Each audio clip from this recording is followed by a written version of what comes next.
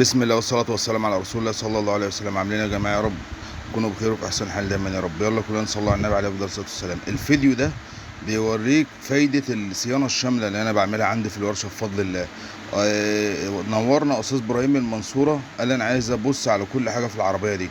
المهم بصيت له عليها، لقيت الترومبة من تحت جايبة مية، حلتها زي ما انتم شايفين كده. القلاب بتاعها كان خلاص رايح، غير ان الحشوة بتجيب مية. دي حاجة. وفي تكملة الفيديو هتشوفوا كل حاجة انا خدت بالي منها. زي ما انتم شايفين كده الترومبة طبعا جايبة مية بقالها فترة وعمالة تجيب في مية، كانت خلاص يعني. بس انا بوريكم فايدة الصيانة الشاملة عاملة ازاي. بس اهم حاجة يكون قطعة الغيار اللي هتركب بفضل الله حلوة. يكون برضه اللي بيبص على العربية يكون شغال فيهم. وطبعا ربنا يوفقنا جميعا يا رب. زي ما انتم شايفين الترومبة هنا بتجيب مية، بس طبعا ممكن يكون صاحب العربية بيزودها وفهمني مش واخد باله، لانه طبعا في واحد بينزل تحت العربية، في حد ما بينزلش، الكلام ده كله.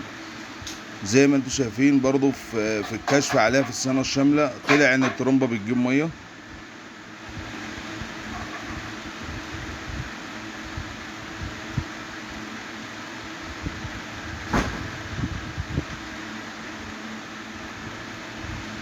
بلي الشداد فيه سنة بوش، بس يعني بفضل الله يشتغل. احنا في الصيانة الشاملة اللي بيشتغل او اللي فيه امكانية ان هو يشتغل بنشغله.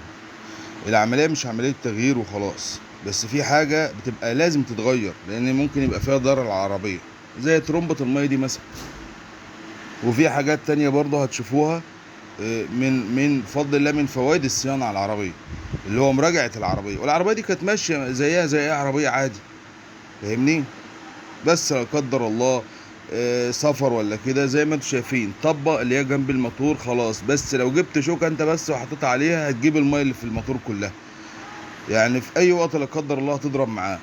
وهتشوفوا الطبة دلوقتي بعد ما انا طلعتها عاملة ازاي. الطبة دي طبعا عشان خاطر تطلعها بتحل حاجات كتير.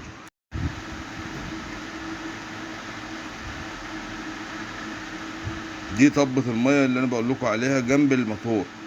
في طبعا فوقها كوعة، وبنحل لها شوية حاجات عشان نطلعها. بس بفضل الله يعني انا كنت بنزل ابص على العربية، في حاجة بصورها مثلا لصاحبها عشان برضو يشوفها. زي ما انتم شايفين الطبة، شايفين انتوا الخرم الصغير اللي في الطبة ده مجرد ان انت بس تحط فيه شوكة خلاص، زي ما انتم شايفين.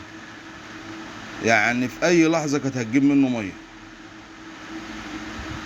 طبعا دي الكوعة، عشان نحل طبة المية بنحل الكوعة، لقينا البوز بتاعها اللي هو العشرة ملخلخ.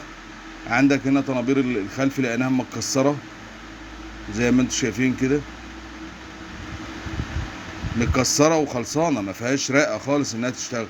ده عندك سلك فرامل اليد العمومي برضو من المراجعة العربية، لقيناه خلاص كله مشعر واقف على تكة. عندك هنا الفرن لقيناه مشروخ برضو.